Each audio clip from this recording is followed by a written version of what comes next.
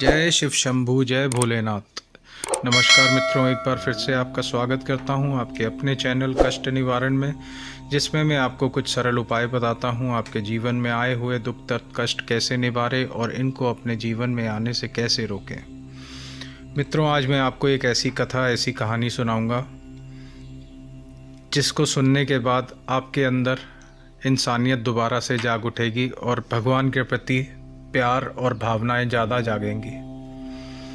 मित्रों, एक कहानी मैं आपको ऐसी सुनाने जा रहा हूँ। एक गांव में एक लक्कड़हारा भोला, जिसका नाम था, एक गरीब लक्कड़हारा भोला रहता था। रोज़ का वो दिनचर्या उसका लकड़ी काट के बेच के और उससे अनाज लाने में ही निकल जाता था। जो वो कमाई करता था सारे दिन में, उसका गुजारा सिर्फ एक दिन का ही हो पाता था उससे। तो एक दिन जब उसने कुछ अच्छी कमाई करी तो उसने सोचा कि आज मैं मंदिर जाता हूँ, बहुत दिन हो गए मंदिर के दर्शन नहीं करे मैंने। मंदिर जाता है मित्रों वो, और जाकर देखता है कि भोलेनाथ की मूर्ति के नीचे बहुत से दिए जल रहे हैं, धूप अगरबत्तियाँ जल रही हैं और वहाँ पे काफ़ी धुआं हो रहा है। तो वो तो भोला ही था उसका नाम, और वो दिमाग से भी एकदम भोला था, बिल्कुल चतुराई नहीं थी उसके अंदर। बहुत भोला आदमी था, बहुत नेक इंसान था। तो भगवान को बोलने लगा, हे भगवान, आप इतने धुएं में कैसे रहेंगे यहाँ पे? चलिए मैं आज आपको अपने घर ले चलता हूँ। इतना उसने बोला। बोलने के बाद भगवान सामने प्रकट हो गए उसके और बोलने लगे, भोले, तुम्हारा दिल कितना भोला है, तुम्हारा बात करने का तरीका कितना अच्छा है, कितने अच्छे इंसान हो तुम। चलो मैं तुम्हारे घर चलता हूँ, लेकिन मुझे भोजन बनाओ, पहले जाके भोजन खाऊंगा तुम्हारे घर आके।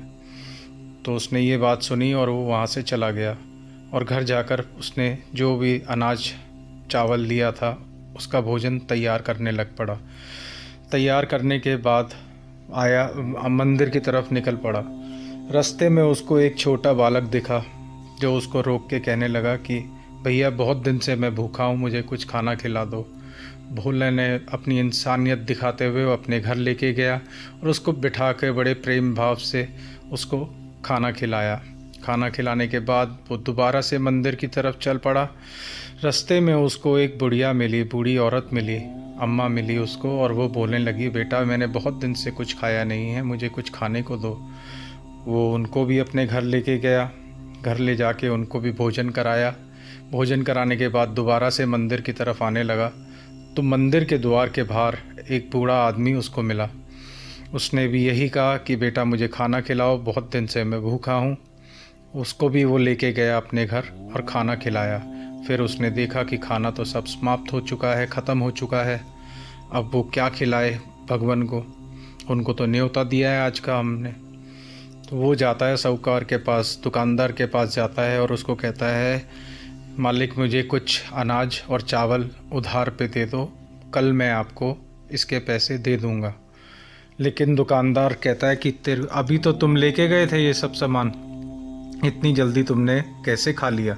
तो उसने बताया कि मैंने ऐसे गरीबों को खिला दिया, बहुत भूखे थे वो, लेकिन आज मेरे घर भगवान आ रहे हैं भोग लगाने, भगवान आ रहे हैं। ये बात सुन के दुकानदार हंसने लग पड़ा और बोला कि ये बेकार बातों में अपना समय व्यर्थ मत करो। अगर तुम्हें ये कुछ भी राशन, चावल, अनाज चाहिए तो ये मेरे बाहर अनाज की बोरियां पड़ी हैं दुकान के, इनको उठा के दुकान में रख दो, तो मैं तुम्हें अनाज चावल दे देता हूँ। भोले ने फटाफट से बोरियां उठाई और गोदाम में उसके रख दी।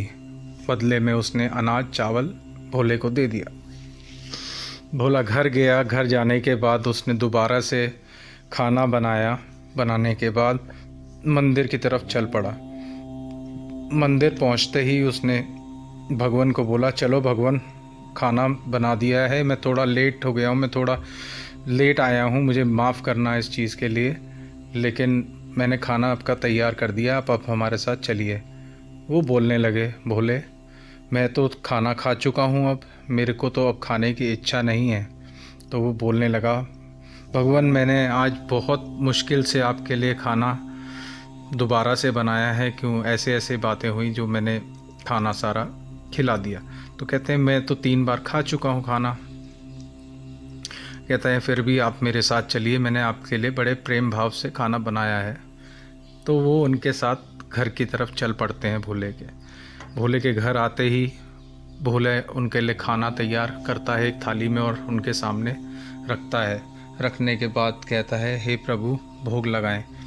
तो वो बोलने लगे कि बेटा मैं तो खाना 3 बार खा चुका हूँ और तुमने ही मुझे खिलाया है, उस बच्चे के रूप में, उस बुढ़िया के रूप में और उस बूढ़े के रूप में। चलो फिर भी तुम कहते हो तो मैं खाना खाता हूँ, लेकिन तुम्हें मेरे साथ बैठ के एक ही थाली में खाना खाना पड़ेगा। भोला तो बहुत भोला था, कुछ समझ नहीं पाया इस बात को और उनके साथ बैठ के खाना खाने लग पड़ा। खाना खाते ही भगवान ने बोला कि भोले जो तुम मांगोगे मैं वो तुम्हें दूंगा। लेकिन भोला तो इतना भोला था कि वो कुछ बोल ही नहीं पाया। उसने बोला आपके दर्शन हो गए, मुझे और कुछ नहीं चाहिए।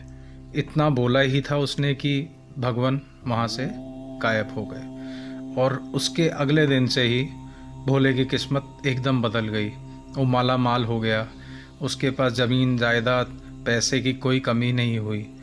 ये देख जो साहूकार था, वो दुकान का मालिक जहाँ से वो अनाज लेता था, वो आश्चर्यचकित रह गया कि ये हुआ कैसे। कल तक जो मेरे से उधार मांग के खाता था, आज उसके पास इतना आलीशान घर और पैसा ज़मीन सब कुछ कैसे आ गया। तो उसने बताया कि मेरे भगवान को घर पे न्योता दिया था, उसके बाद से मेरी किस्मत बदल गई। साहूकार दुकानदार भागते हुए गया मंदिर जाके बोला भगवान आप मेरे घर भी भोग लगाने आओ, मेरे घर भी आइए, आप भोग लगाइए, आपको मैं खाने पे न्योता देता हूँ। तो उन्होंने बोला ठीक है, मैं कल तुम्हारे घर खाना खाने आऊँगा। दुकानदार भागते भागते घर की तरफ गया। जाते ही उसने तैयारियां शुरू कर दी, बाहर कनात लगवा दिए, टेंट लगवा दिए और खानसामे बुलाए खाना बनाने के लिए। उन्होंने उनके लिए 36 तरीके के पकवान बनाए भगवान के भोग लगाने के लिए। और फिर वो अगले दिन जब भगवान को लेने चला मंदिर की तरफ, तो फिर रास्ते में उसको एक बालक मिला। बालक ने बोला कि मैं बहुत दिन से भूखा हूँ, मुझे कुछ खाना खिलाइए। उसने उसको धिक्कार दिया, उसको लात मारी और उसको भगा दिया वहाँ से। ऐसे ही आगे एक बूढ़ी माँ मिली, उन्होंने भी बोला कि बेटा मुझे कुछ खाना खिलाओ। उसने उनको भी गाली गलौज करके भगाया वहाँ से और चले गया। जब वो मंदिर के द्वार पे पहुँचा तो वहाँ पे वो बुज़ुर्ग आदमी भी बैठा था, उसको भी वैसे ही धिक्कारा और वो अंदर गया मंदिर के और उसने जाके बोला कि भगवान चलिए, आपका भोग तैयार है, तो आप जाके भोग को ग्रहण करें, मेरे घर चलें। उन्होंने बोला अब मैं क्या भोग ग्रहण करूँगा, मैंने तो 3 बारी तुमसे खाना मांगा, लेकिन तुमने मुझे गालियाँ दी, मुझे धिक्कार दिया, मुझे लातें मारी, भगा दिया वहाँ से। अब ऐसे भोग को मैं ग्रहण नहीं कर सकता जहाँ पे मेरा आदर सत्कार नहीं होता। तो ये थी मित्रों एक छोटी सी कहानी और इसका शिष्य यही है, मतलब आपको इससे यह शिक्षा मिलती है कि भगवान कहता है कि तू दर दर ठोकरें खाता है मुझे ढूंढने के लिए, लेकिन मैं तो किसी भी रूप में तेरे सामने आ सकता हूँ। इंसान को इंसान समझ, पता नहीं किसके रूप में मैं तेरे सामने आ जाऊँ, इंसान के रूप में, किसी जानवर के रूप में, किसी चींटी के रूप में, किसके रूप में मैं तेरे सामने आ जाऊँ तुझे नहीं मालूम। मुझे पुकारता तो तू हर वक्त है कि मुझे दर्शन दो, दर्शन दो। जब मैं तुझे दर्शन देता हूँ तो तेरी आंखों के आगे अंधेरा छा जाता है, तू मुझे पहचान नहीं सकता। तो मित्रों हमें जीवन में कुछ ऐसे कार्य भी करने चाहिए जिससे कि हमें भगवान का फल प्राप्त हो और भगवान हमसे हमेशा खुश रहे। गरीबों की मदद करनी चाहिए, भूखे को खाना खिलाना चाहिए। कोई भी तुम्हारे द्वार पे आके किसी चीज़ की फरियाद करता है, कुछ मांगता है, तो उसको खाली हाथ नहीं जाने देना चाहिए। तुम्हें मालूम नहीं, हमें मालूम नहीं किस रूप में कौन हमारे घर के बाहर खड़ा है। बस मेरा तो यही मानना है मित्रों, सेवा करे चल, फल की चिंता मत कर। तो यही आपको मैं बोलूँगा, जितना हो सके दान पुण्य करना चाहिए और गरीबों को गरीब नहीं समझना चाहिए, वो भी इंसान होते हैं। पता नहीं किस रूप में आपको भगवान के दर्शन हो जाए। मित्रों अगर आपको मेरा ये वीडियो पसंद आए तो कृपया करके इसको लाइक करें, शेयर करें, कमेंट करें और हमारे चैनल को ज़रूर सब्सक्राइब करें। और ज़्यादा से ज़्यादा इस वीडियो को अपने बच्चों को, अपने रिश्तेदारों को, अपने मित्रों को शेयर करें, जिससे कि उनको भी कुछ जीवन में सीखने की प्रेरणा मिल सके। जय भोलेनाथ। जय